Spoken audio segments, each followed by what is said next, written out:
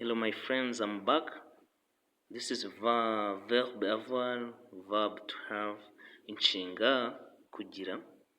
So, in just here it's in present tense. We can say I have a shirt, you have a shirt, he has a shirt, she has a shirt, it has meat because it can't have a shirt because this it is for animal or something else, not people.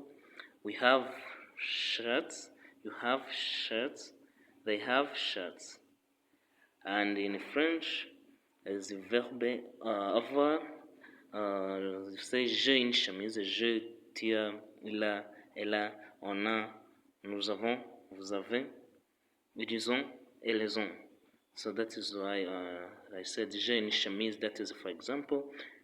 Tu as une chemise, elle a une chemise, elle a une chemise, on a des chemises, on a une chemise, nous avons des chemises, vous avez des chemises, ils ont des chemises, elles ont des chemises.